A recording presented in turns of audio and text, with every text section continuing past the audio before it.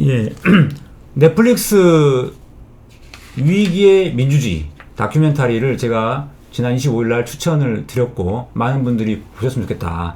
그리고 많은 사람들한테 홍보했으면 좋겠다고 했는데 제가 어저께 저도 봤습니다.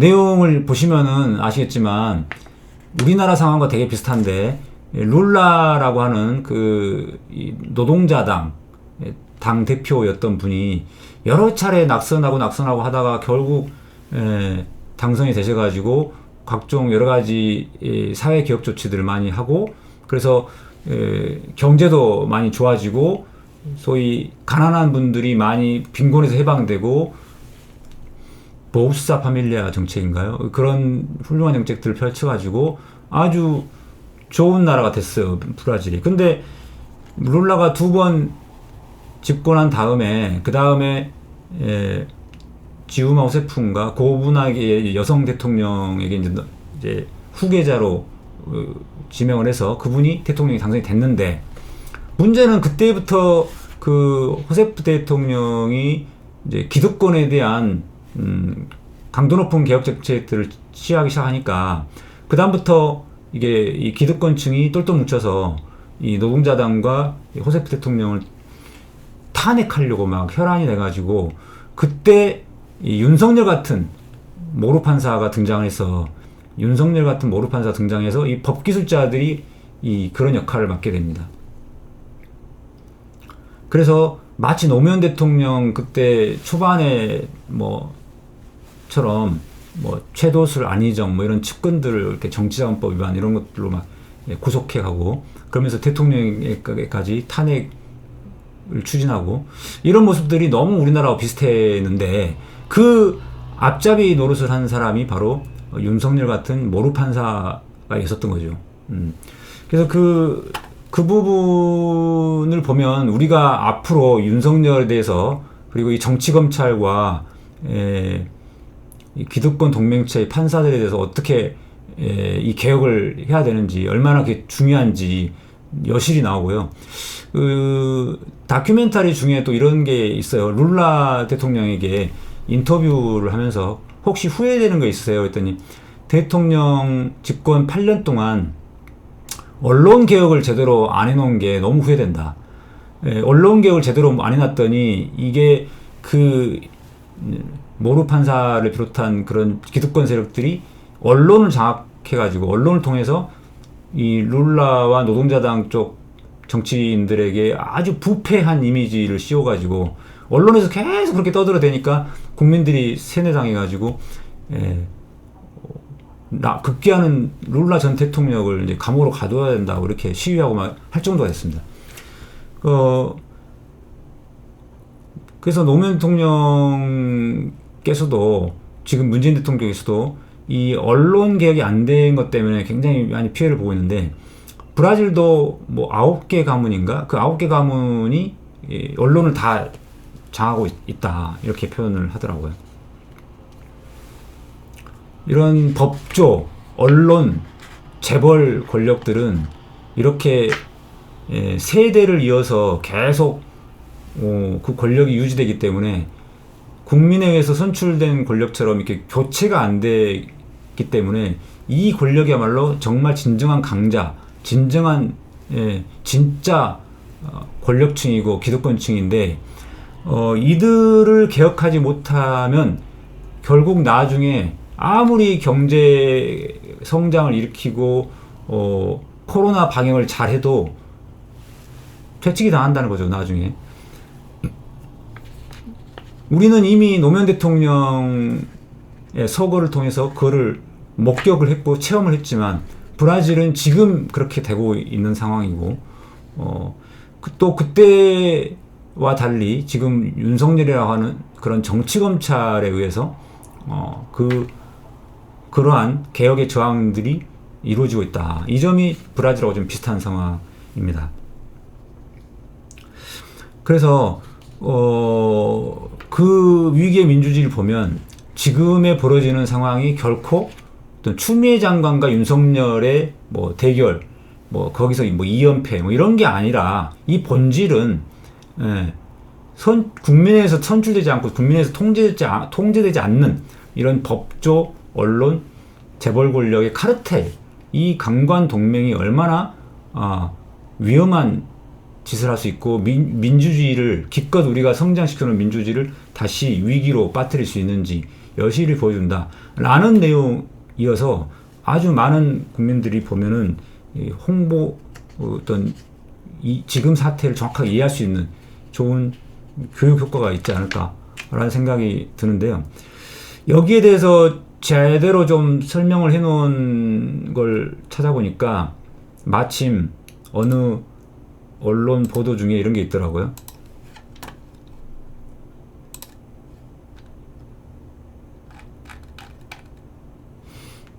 충성하지 않는다라는 윤석열 모루의 평행이론, 이거에 대해서 써놓은 게 있어요. 윤석열이 2013년도에 저는 사람에 충성하지 않는다라는 표현을 했고, 모루 판사가 이제 지금은 법무부 장관이 됐다가 2020년에 또 사표를 써가지고 지금은 전 법무부 장관이 됐죠. 이 사람도 주인을 모시려고 정부에 들어가는 게 아니다. 그러니까 룰라를 구속시키고 호세프를 탄핵시킨 뒤에 그 뒤에 이제 보수 정권, 극우 보수 정권의 법무부 장관으로 들어갔는데 그때 자기는 주인을 모시려고 정부에 들어간 게 아니다 이런 말을 했나 봐요. 이게 또 윤석열이 했던 말하고 너무 비슷해가지고 이제 둘이 비교를 해놨는데 이 뒤에가 이제 있었죠. 대신에 나는 검찰 조직을 사랑한다. 모르도 그런 생각들을 당연히 했겠죠. 이 두 사람이 너무 놀랄 정도로 비슷하게 이야기를 했고 또 잠재적 대권으로 지금 거론되는 것까지 또 똑같아. 전 대통령들을 감옥에 보낸 수사를 했다. 그리고 현 정부에 중용됐지만 집권 세력과 갈등을 빚고 있다. 이것도 이제 비슷하다 이거죠. 자, 근데 여기서 재밌는 게 하나 있어요. 다큐멘터리를 보시다 보면은 이 수사판사라는 표현이 나옵니다. 우리나라에서는 판사가 수사를 지휘한다는 게 상상이 안 되는데 브라질에서는 수사를 담당한 판사가 따로 있다는 거예요. 그래서 이 모루가 판사의 판사, 검사가 아니고. 근데 왜 이런 일이 벌어지는가 잠깐 제가 설명을 드리면 예심판사 제도라는 게 있습니다. 경찰을 지휘하고 사건을 수사하며 구속영장을 발부하고 기소를 하는 판사. 이거를 수사판사라고도 부르는데 자, 예심판사 또는 수사판사라는 게 프랑스에서 유래된 제도예요. 근데 이 예심판사, 수사판사가 모든 사건을 담당하는 게 아니라 살인, 성폭행 등 중범죄, 선거, 공안, 뇌물 등 정부에 미치는 영향이 큰 사건만 담당합니다. 이게 전체 형사사건의 5% 정도죠. 그래서 나머지 95% 사건은 이제 경찰이 수사하고 검사가 기소합니다. 그래서 이 수사판사 제도는 프랑스에서 유래해가지고 스페인, 포르투갈에 전파가 됐고 그 다음에 이들의 식민지배를 경험한 남미 대부분 국가에서 유지되고 있는 거죠. 예전에 제가 스페인으로 판사 시절에 해외연수를 간 적이 있었는데 그때도 제가 가서 예심판사 제도라는 걸 설명을 듣고 좀 약간 황당했었어요. 아니 우리나라에는 없는 제도라 특이하다 했는데 이게 프랑스에서 비롯된 제도로서 결국은 한국의 검사랑 똑같은 거예요. 근데 우리나라 한국의 검사는 이런 중대한 범죄 5% 정도 되는 것 뿐만이 아니라 사소한 범죄까지 다 수사, 기소를 다 하잖아요. 그러니까 너무나 막강한 권력을 갖고 있는 거죠. 근데 프랑스를 비롯한 이 예심판사 제도를 갖고 있는 나라들은 5%의 중대한 사건은 수사판사가 하고 나머지 사건은 경찰이 수사하고 기소는 또 검사가 하고 그 다음에 판결을 하는 판사는 따로 있고 자, 판결 기능을 하는 판결 부분이 따로 있어요 또. 그래서 우리가 생각할 때는 이것만 판사라고 하는 건데 이것만 판사들이 하는 것처럼 보이는데 이 나라에서는 이거를 담당하는 수사 판사가 따로 있다는 거죠.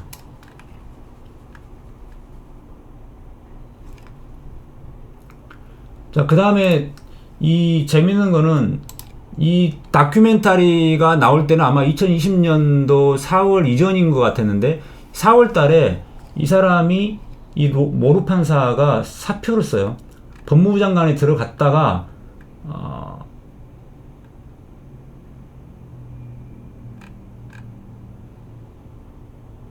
사표를 썼는데 왜냐?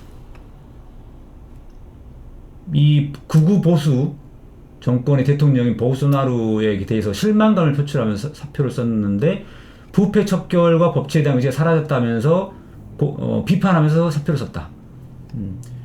살아있는 권력에 대한 수사를 하려고 했더니 방해했다.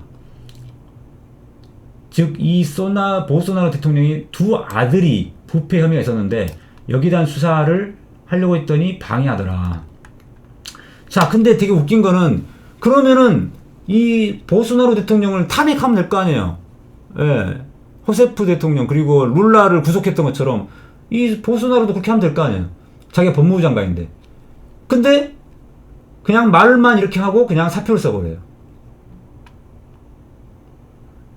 그러면서 이제 정치에 본격 뛰어들려고 지금 준비하고 있다.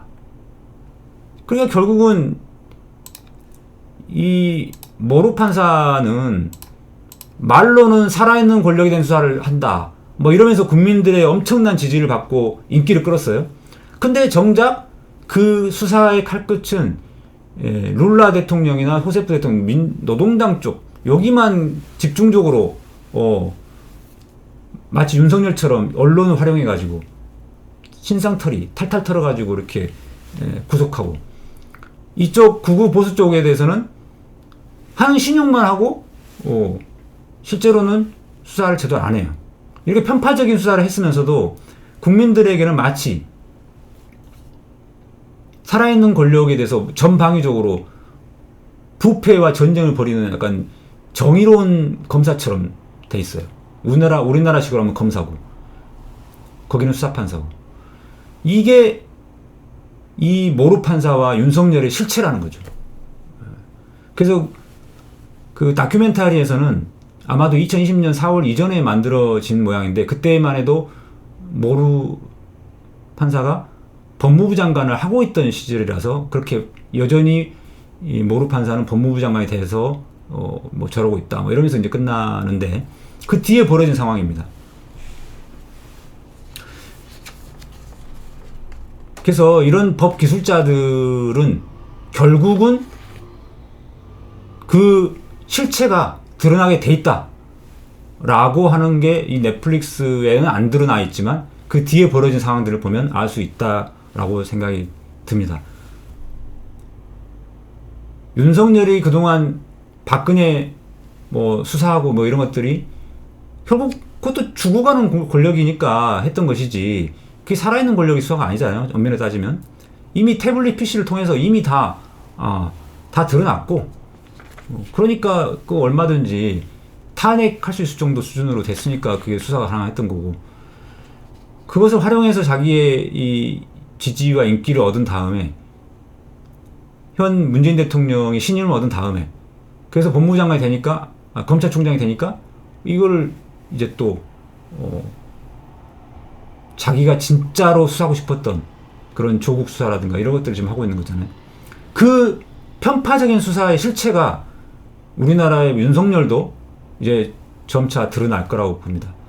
특히 이 사람이 끝나고 검찰총장의 임기를 마친 다음에 정치권에 뛰어들면 더더욱 그 실체가 분명히 드러나겠죠. 맨날 그런 편파적인 수사만 하던 사람이 어떻게 정치에 뛰어들어서 국정을 운영할 수 있겠습니까? 언론을 활용해가지고 신상털이 하는 거, 그게 전문인데, 나머지 경제를 뭘 할 것이며, 사회, 문화, 여러 가지 정책들에 대해서, 복지 정책에 대해서 뭘 하겠습니까? 코로나 방역에 대해서 뭘 하겠습니까? 그 실체는 정치권에 뛰어드는 순간, 반기문처럼, 물거품처럼 사라질 거다. 그리고 그들이 모루 판사나 윤석열이 쌓아올렸던 그런 정의로운 검사인 척 했던 그런 위선적인 모습들은 다 시간이 흐를수록 들통나게 되어 있다 라는 것입니다. 그래서 우리가 지금 비록 정경심 교수님 법정구속 판결과 이런 정직 2월에 대한 집행정지 판결을 통해서 정말 말도 안 되는 판결을 목도하고 있지만 거기에 가담했던 판사들의 그 실체도 나중에 역사가 바로 잡을 거라고 저는 생각합니다. 과거 독재정권 시절에 권력의 주구가 돼서 검찰 안기부에서 고문해가지고 조작한 이 수사기록 가지고 유죄 빵빵 때리고 했던 그 판사들, 지금 단죄를 받지는 못하고 있지만, 그들을 단죄를 우리가 못하고는 있지만은 그 판결이 잘못됐다라는 것이 노무현 대통령 시절에 과거사위원회들을 통해서 다 진상이 밝혀지기 시작했고, 재심을 통해서 다 뒤집어지고 있습니다. 지금 그리고 91년 이후에 시작되었던 독재정권이 끝난 뒤에 스스로 권력화돼서 유권무죄, 무권유죄 판결을, 기울어진 판결을 내렸던 그 강자의 빌붙어서 기득권과 야합해가지고 이런 법조 카르텔 동맹으로 유권무죄, 무권유죄 판결을 남발했던 이런 판사들의 그런 잘못된 판결도 나중에 역사가 바로 잡을 거라고 생각이 되고, 그 바로 잡는 것은 우리 국민이 하는 거죠. 우리 국민이, 깨어있는 시민이 지금의 우리 문재인 대통령의 이 성과를 계속 이어받아서 정권 재창출하고, 또 입법부에서 총선을 통해서 과반 이상을 획득한 이 입법부 권력으로 각종 제도 개혁을 완수해서 이 잘못된 판결들, 잘못된 수사 다 나중에 끝까지 파헤쳐서 바로 잡을 수 있는 그날이 올 거라고 생각이 됩니다.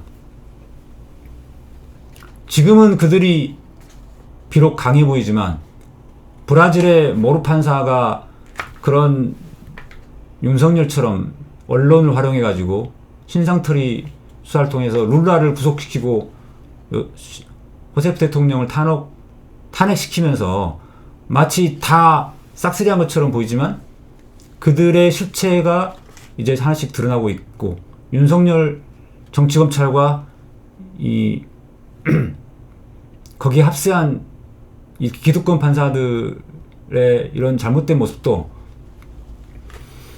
우리 깨어있는 시민이 정신을 똑바로 차리고 대국민, 많은 국민들이 홍보를 하고 정치 권력을 통해서 민주적 통제를 계속해 나간다면 하나씩 바로 잘못된 것은 바로 잡힐 거라고 생각이 듭니다. 지금 이 법조 카르텔 동맹들은요, 문재인 대통령이 레임덕이 올 거라고 생각을 착각하고 있어요. 착각하고 있고, 또 조국 수사나 이런 것들 통해서 뭔가 승기를 잡았다고 생각하는 거죠. 그런 착각을 하고 있고, 그래서 내년 서울시장 보궐선거에서, 내후년 대선에서 뒤집을 수 있을 거라고 착각을 하는 거예요. 또는 그렇게 하려고 뭐 용을 쓰는 거죠. 제가 보기에는 용을 쓰고 있는 거예요. 그냥 자기들 간에는 마지막 발악을 하고 있는 거죠. 하지만 그것은 뜻대로 안 된다라는 거를 우리는 잘 알고 있죠. 헛된 망상에 불과합니다. 우리는 다 알고 있는데, 이미 시대가 이렇게 많이 발전했고 우리 국민들의 수준이 성장했는데, 저 법조 카르텔 동맹들은 우물 안에 있는 개구리여서 우물 안의 세상이 자기들 세상인 것처럼 생각하는 거예요. 우물 안에서 보니까 문재인 레임덕 시작되는 것 같고 정권 교체될 것 같은 거예요. 완전 착각하고 있는 거고 헛된 망상을 꿈꾸고 있는 거죠. 그리고 윤석열을 비롯한 그쪽에 줄을 댄 정치 검사들, 마치 자기네들이 대통령 이제 스스로 만들어 보겠다고 뭐 될 것처럼 그렇게 줄을 서고 있는 거 아니겠습니까? 다 헛된 망상이다. 결론 내리겠습니다.